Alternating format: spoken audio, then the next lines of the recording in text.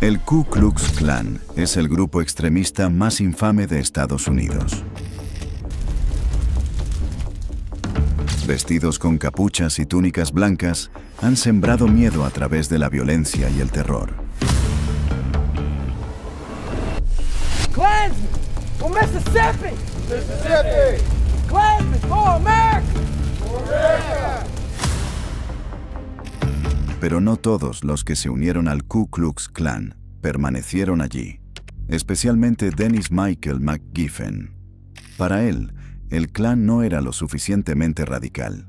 Se unió a principios de los 2000 y rápidamente ascendió en la jerarquía, llegando a convertirse en Grand Dragon, una figura de alto rango dentro del Klan. Pero McGiffen quería algo más, algo que se alineara más con su impulso hacia el extremismo total. Al principio, Dennis creía en la ideología del Klan, pero con el tiempo, comenzó a ver lo que él creía que era un problema. No estaban haciendo lo suficiente, así que hizo lo que hacen los extremistas. Se fue. La nueva orden McGiffen dejó el Ku Klux Klan frustrado. Para él, hablaban más de lo que actuaban, pero en lugar de abandonar la causa, construyó algo nuevo. En 1998, se unió a exmiembros del Klan y neonazis y creó un nuevo grupo. Le dio el nombre de una novela violenta de supremacía blanca, La Nueva Orden, un guiño a Bob Matthews y al grupo terrorista ficticio del libro The Turner Diaries. Esta nueva organización no buscaba solo discursos o manifestaciones. Querían acción. McGiffen llevaba tiempo en la escena del odio. Tenía conexiones con el Ku Klux Klan en Illinois y con Aryan Nations. A mediados de los años 90, comenzó a buscar miembros que pensaran como él, hombres que estuvieran listos para dejar de hablar y empezar a actuar. Uno de ellos era Wallace Scott Weicherding. Era un ex oficial correccional que fue despedido por repartir folletos del KKK a los reclusos. Otros miembros incluían a Daniel Rick, Ralph P. Buck, Glenn Lavelle Lotharp y Carl C. Shea. Pocos tenían antecedentes por delitos violentos, pero todos compartían la ideología de la supremacía blanca, y todos creían que era hora de actuar. Para 1997 ya estaban planeando violencia. Hablaron sobre cómo convertir armas legales en ametralladoras. Diseñaron estrategias para robos a bancos. Hablaron de objetivos, grupos de derechos civiles, organizaciones judías, incluso sistemas municipales de agua. Era parte de un plan mayor: sembrar miedo, crear caos y financiar su movimiento. Algunas de sus ideas eran tan radicales que resultaban poco creíbles, pero las armas, los mapas y los materiales que reunieron contaban una historia distinta. En 1998, el FBI los detuvo. Irrumpieron en su escondite. Encontraron armas, explosivos, productos químicos tóxicos y mapas. Pruebas de que no solo hablaban en serio, estaban listos para atacar. Lo que desencadenó la redada fue un miembro que se volvió informante. Grabó a la organización con un micrófono oculto y entregó las cintas al FBI. Así fue como el nombre de Dennis McGiffen se volvió público. Fue arrestado por violaciones a las leyes de armas y sentenciado a 7 años en una prisión federal. Cumplió su condena. Salió en 2004, pero no había terminado.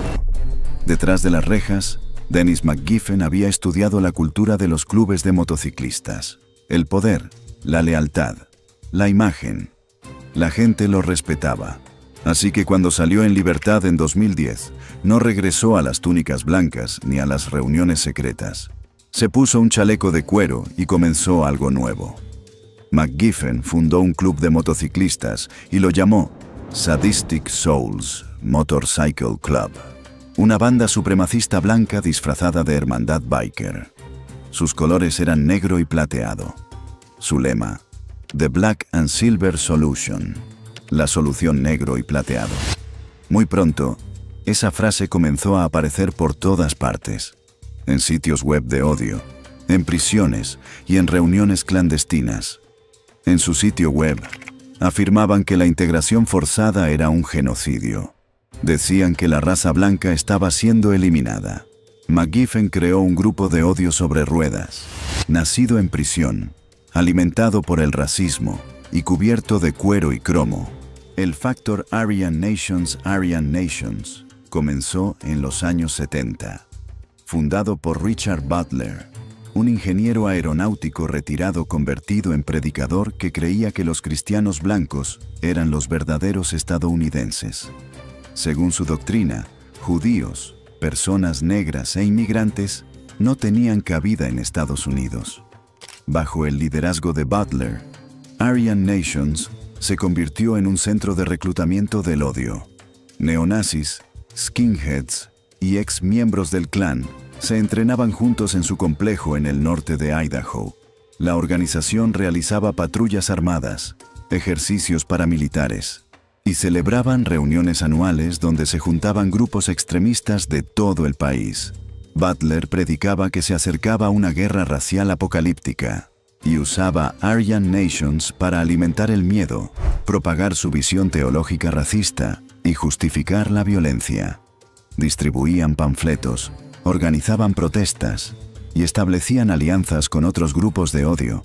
Durante un tiempo, Aryan Nations fue uno de los grupos supremacistas blancos más poderosos y temidos de Estados Unidos.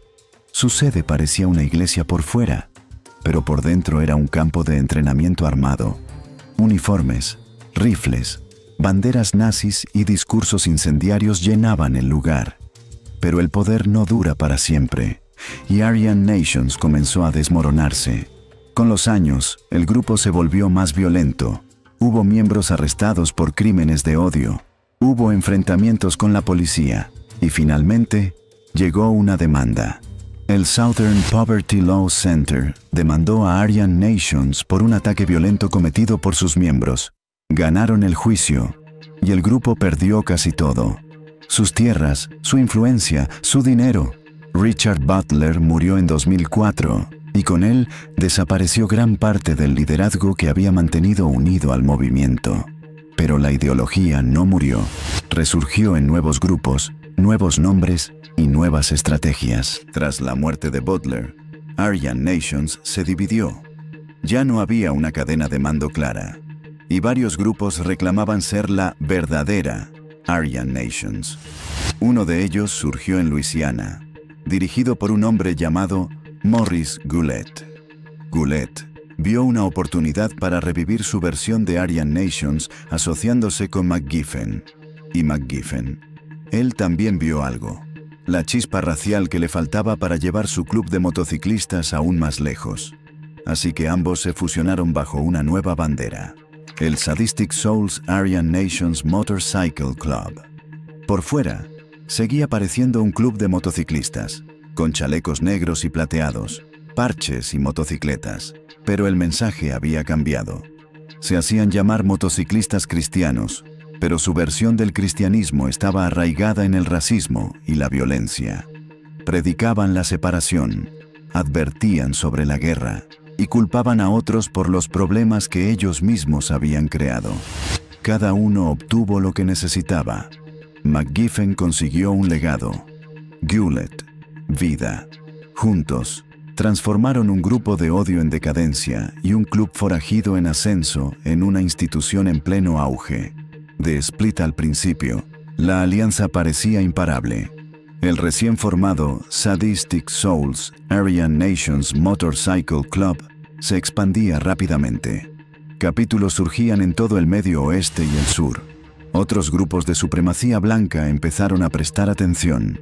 Parecía que la extrema derecha tenía una nueva potencia emergente, una fusión perfecta de odio antiguo y energía forajida moderna. Pero a puertas cerradas aparecieron las grietas. Dos líderes, dos egos, un solo trono. Dennis McGiffen y Morris Goulet nunca estaban destinados a compartir el poder. McGiffen venía del mundo de los motociclistas, rudo, agresivo y centrado en la imagen. Llevaba cuero, levantaba el dedo medio y trataba a su club como una pandilla callejera con parches. Goulet venía de Aryan Nations, de la vieja escuela. Creía en la estructura, la teología cristiana identitaria y un orden nacional blanco. Desde su punto de vista, Los Sadistic Souls eran imprudentes. Estaban más interesados en ser vistos que en construir un verdadero movimiento racista. No pasó mucho tiempo antes de que explotara. Goulet comenzó a acusar públicamente a los miembros de McGiffen de mezclarse racialmente. Afirmó que algunos estaban saliendo con mujeres no blancas. En un movimiento obsesionado con la pureza racial, eso era una traición máxima. Y no lo mantuvo en privado. Goulet publicó las acusaciones en línea y en correos electrónicos internos. Llamó a los Sadistic Souls borrachos y basura. Dijo que eran un grupo de fotografía, no una hermandad. El golpe final fue cuando dijo que ya no eran bienvenidos bajo el estandarte de Aryan Nations. McGiffen respondió con fuerza. Lanzó una campaña pública contra Goulet. Lo llamó el rey del welfare y nazi de disfraz. Creó un meme obsceno con la cara de Goulet. Se burló de su peso, su aislamiento y su falta de relevancia. Dijo que Goulet prefería predicar en línea a hacer algo real. Fue una humillación pública y funcionó. Pronto, los miembros tuvieron que tomar partido. Algunos capítulos se quedaron con McGiffen. Otros se disolvieron silenciosamente. Algunos pocos apoyaron a Goulet, pero su facción apenas tenía base. La alianza que prometía fuerza se rompió por orgullo, política interna y dos hombres que querían dominar al otro. El Sadistic Souls Aryan Nations Motorcycle Club no cayó por la policía. No fue detenido por manifestantes ni por mala prensa. Se destruyó desde adentro. Al final, quedaron dos egos y ningún ganador. La caída. Pero McGiffen no había terminado. Ya en 2015, estaba pensando más allá del Sadistic Souls Aryan Nations MC. Estaba planeando algo más grande. Una nueva alianza para unir a algunos de los grupos más extremos del país. Una organización que incluyera a los Sadistic Souls, a los United Clans of America y al Creativity Movement. Todo bajo una sola bandera. The Black and Silver Solution. La solución negro y plateado. McGiffen quería crear algo que no pudiera ser ignorado. Pero antes de que la alianza se concretara, Dennis Michael McGiffen fue alcanzado por un escándalo personal. Uno que sacudió el núcleo mismo del movimiento que él buscaba liderar. Justo antes de una conferencia de Black and Silver Solution programada en Scottsboro, Alabama, resurgieron las acusaciones de mezcla racial. Pero esta vez, el foco estaba directamente sobre McGiffen. Circulaban rumores de que había tenido un hijo con una pareja no blanca. Para un movimiento basado en la pureza racial, esto era una traición imperdonable. Bajo el liderazgo anterior de Aryan Nations, eso habría sido considerado una traición abierta. La Black and Silver Solution debía ser la gran unificación. McGiffen la había presentado como el legítimo heredero de Aryan Nations, el grupo de Richard Butler. Pero el escándalo cambió todo. Las dudas sobre el liderazgo de McGiffen comenzaron a crecer, y el movimiento que había estado construyendo durante años empezó a desmoronarse. La reputación de McGiffen quedó destruida de la noche a la mañana. El hombre que predicaba pureza y orgullo racial fue ridiculizado y repudiado. No por sus enemigos, sino por aquellos que lo habían seguido. Y justo cuando la situación no podía empeorar, su medio hermano salió a hablar. Jeff Hurst, medio hermano de McGiffen, había guardado silencio durante años, pero ya no más, y no se guardó nada. Él habla de pureza y orgullo, pero ni siquiera se hace responsable de su propio hijo. Ese bebé no eligió nacer mestizo. Denise eligió eso, y ahora se esconde detrás de cuero y odio, mientras su hijo crece sin padre. Eso no es fortaleza, eso es cobardía. Sus palabras se difundieron rápidamente, a través de foros de motociclistas y programas de Radio Underground. McGiffen no dijo nada. Y así, el portavoz más ruidoso de los Sadistic Souls, el hombre que soñaba con liderar un nuevo imperio blanco, se convirtió en el símbolo de la hipocresía más grande de su propio movimiento. El colapso. Después del escándalo, la Black and Silver Solution no simplemente se deshizo, se rompió desde adentro. Lo que comenzó como susurros en bares de motociclistas y foros en línea, pronto se convirtió en un clamor abierto. Los rumores ya no eran solo sobre la vida personal de McGiffen. Ahora se trataba de su legado completo. Sus seguidores, muchos de los cuales habían tratado sus palabras como si fueran escritura sagrada, comenzaron a dudar de todo. ¿Cómo pudo el hombre que predicaba pureza racial hacer precisamente lo que denunciaba? En un movimiento donde la pureza de sangre lo era todo, la noticia golpeó con fuerza. McGiffen había sido durante años una figura de autoridad. Un hombre que exigía lealtad, disciplina y una estricta adherencia a las reglas raciales. Ahora, esa imagen estaba arrasada. Su propia línea de sangre se había convertido en la vergüenza más grande del movimiento. McGiffen trató de controlar la narrativa. Minimizó el escándalo. Dijo que había sido un error del pasado, un malentendido. Pero ninguna excusa fue suficiente. La contradicción era demasiado grande. La hipocresía demasiado evidente. Y entonces comenzó el verdadero colapso. Los hombres de su círculo más cercano, los que habían llevado el parche, defendido el club y sangrado por él, empezaron a alejarse, no por diferencias ideológicas, sino por traición. Uno de ellos fue Dave Beckett, miembro de larga data. No solo abandonó el club, lo incendió al salir. En una publicación en línea que se volvió viral en la escena nacionalista blanca, Beckett escribió: «Le mentiste a tus hermanos del club cuando dijiste que no tenías nada que ver con tu hijo, con ese insulto racial. Dijiste que fue una aventura de una noche, pero fue una relación que duró un año. Él tiene custodia compartida, paga manutención y sigue viendo al niño. ¿Recuerdas esa Navidad en el club, Dennis? El año en que tu insulto racial nieto fue a ver a Santa Claus». McGiffen no lo negó. En cambio, expulsó a Beckett del club y publicó una declaración pública. Era una india, lo cual para mí no es mucho mejor. Él tenía 15. Para cuando cumplió 16, se acabó. Paga manutención porque la corte lo ordena. Yo nunca tuve nada que ver con ese niño. El mensaje era brutal, lleno de ira, y solo empeoró las cosas. Para muchos dentro del movimiento, eso no fue una defensa, fue una confesión. Y no terminó ahí. El medio hermano de McGiffen, Jeff Hurst, volvió a hablar. Durante años se había mantenido al margen, callado, observando, pero esta vez saltó al centro de la tormenta y escribió en línea: «La verdad duele, ¿no, Denny? Puedes mentirle a todos, pero yo soy tu hermano. Conozco la verdad real, y tú no quieres que los demás la sepan». Ya no se trataba solo de un hijo. Se trataba de un líder que había violado el mismo código que exigía a los demás. El hombre que predicaba pureza, lealtad e ideología inquebrantable, ahora parecía el hipócrita definitivo, un traidor a su propia causa. El cambio religioso. El daño no se limitó al drama familiar ni a las peleas en Internet.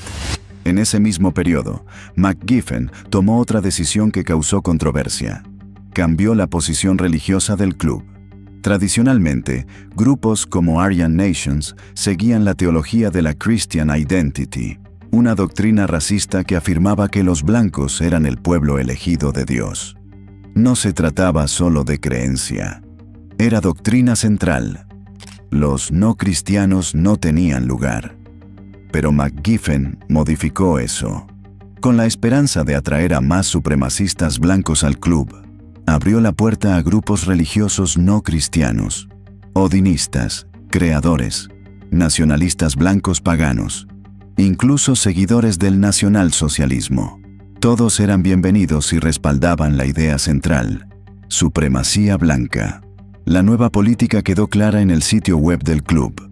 La religión no puede determinar el destino de nuestra gente.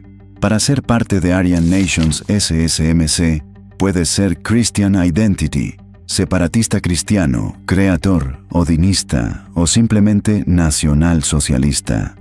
No rechazaremos buenos hermanos debido a diferencias teológicas. Para McGiffen, esto era una jugada estratégica, una forma de construir una base más amplia, pero para muchos dentro del movimiento, fue una traición. El Creativity Movement se retiró. Los United Clans of America cortaron lazos.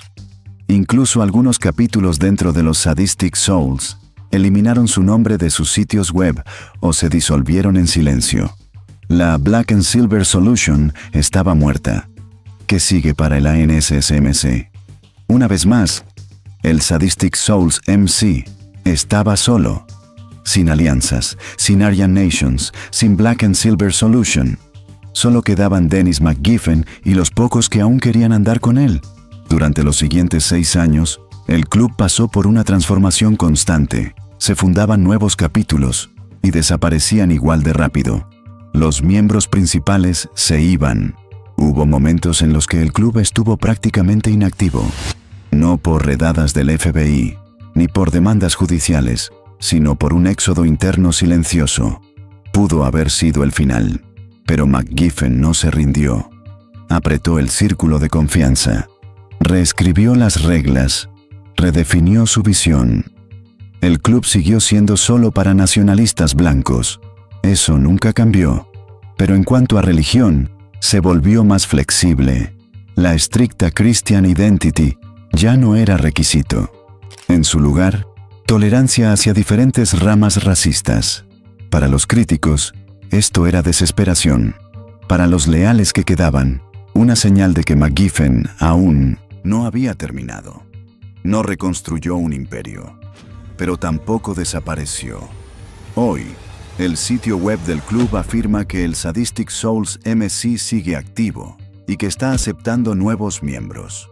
Aseguran tener capítulos no solo en Estados Unidos, sino también en Australia, Inglaterra, Nueva Zelanda, Sudáfrica, Francia, Alemania, Irlanda y Canadá. Siguen difundiendo ideología nacionalista blanca, vestida con el estilo de la cultura forajida de los motociclistas. Y Dennis Michael McGiffen sigue usando el parche, sigue montando, sigue persiguiendo un legado que cada vez se le escapa más de las manos.